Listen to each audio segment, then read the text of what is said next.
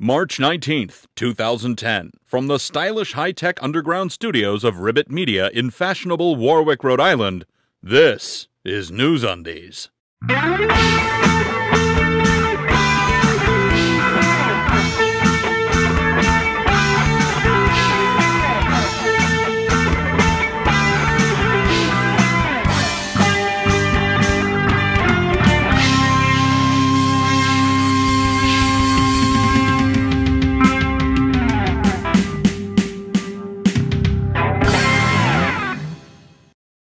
For March 19th, 2010, this is NewsUndies, all the news that shouldn't be news. I'm Paul Torville with these headlines.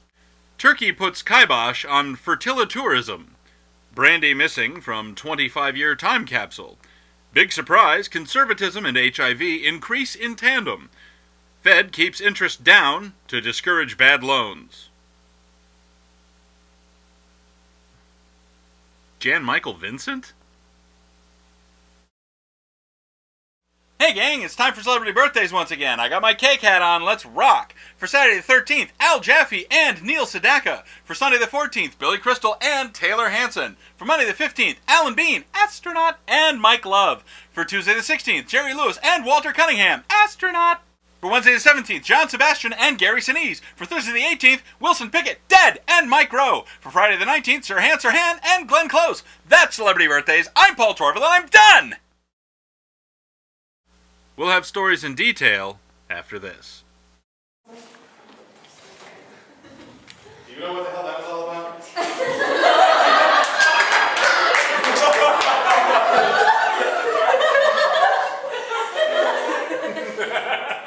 I'm just as confused as you are. I mean,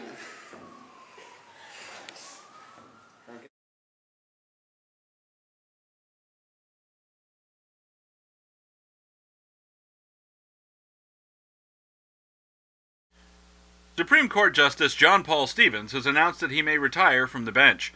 At 90 years old, I'd say it's probably about time. Considering that Stevens was appointed by Gerald Ford in 1975, and the fantastically poor judgment Ford showed in so many other matters, it is somewhat astonishing to see that Stevens has a record which favors freedom of speech, Jefferson's wall of separation, and strictures on search and seizure. Further, his opinions show disquiet over the death penalty and disgust over the majority decision which installed George W. Bush into the presidency. It looks like, one way or another, he's on his way out. Here's hoping Led Zeppelin can find another bass player before the levee breaks in November. Regensburg Domspatzen is a 1,000-year-old cathedral choir and boarding school in Regensburg, Bavaria, Germany. Georg Ratzinger, eldest brother to Pope Benedict XVI, whom you may recall as the former Cardinal Joseph Ratzinger, was the Domspatzen choir director for 30 years, ending in 1994.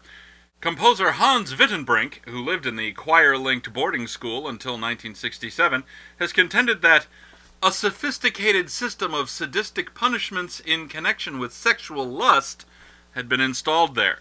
Der Spiegel quoted Wittenbrink as saying it would be inexplicable that the Pope's brother didn't know anything about it. The elder Ratzinger has admitted slapping pupils in the face. He commented, "At the start, I also slapped people in the face, but I always had a bad conscience." He claims to have been relieved when corporal punishment was forbidden in 1980. Ratzinger has denied any knowledge of sexual abuse. Where have I heard that before?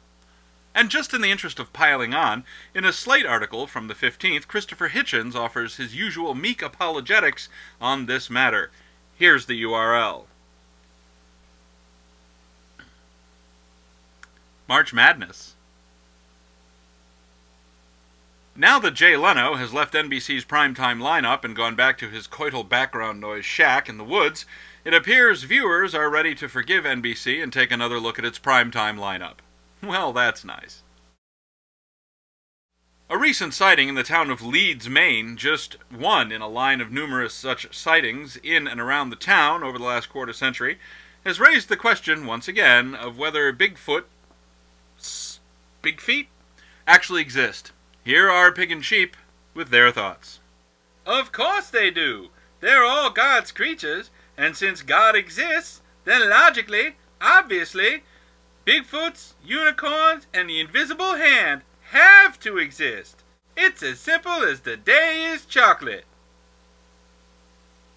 Simple, right. Seriously, has anyone considered getting him tested? Alright, short answer, no. Long answer, cryptozoologists need to be held to the same standards as real zoologists. When they can present verifiable, objective evidence which supports no simpler explanation, then we have something to talk about. Until then, cue Alan Landsberg's synthesizer. Or Penn and Teller. Well, that's what Pig and Sheep think. What are your thoughts? Email them to ovcomments@newsundies.com. And now, here's Moose Weintraub with a Sports Half Minute.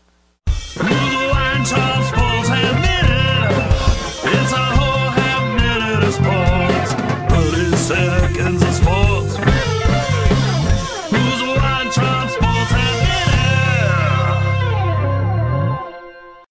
I'm Moose Weintraub. Welcome to the Sports Half Minute.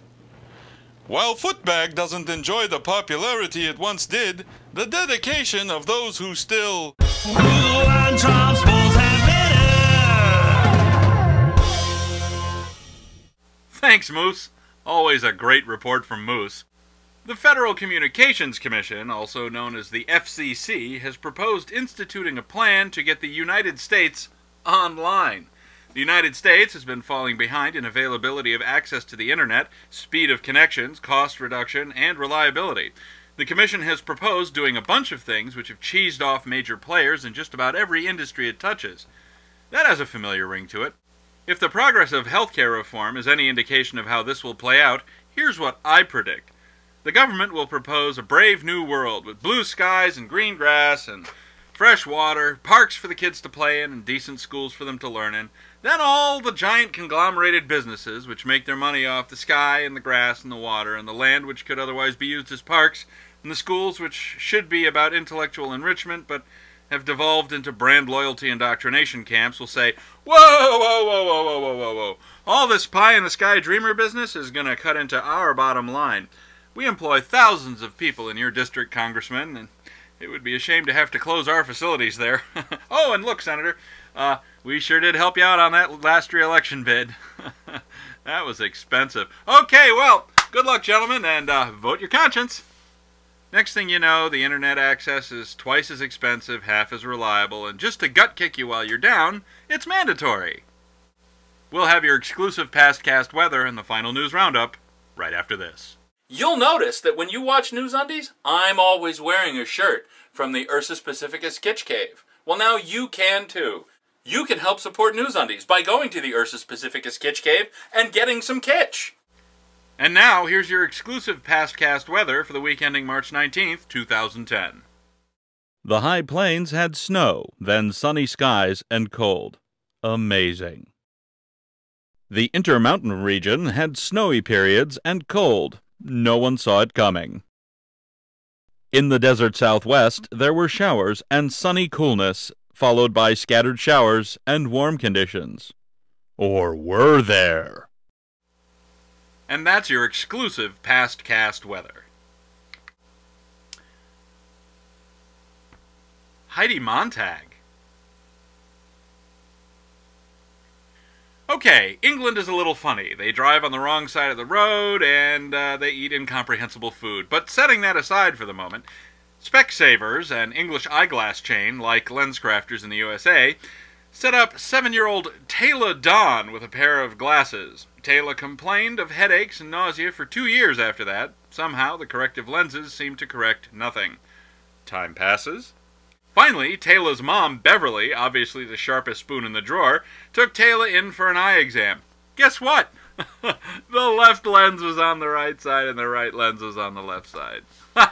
Specsavers, for its part, was contrite, giving an apology and a $5 bottle of lens cleaner as recompense.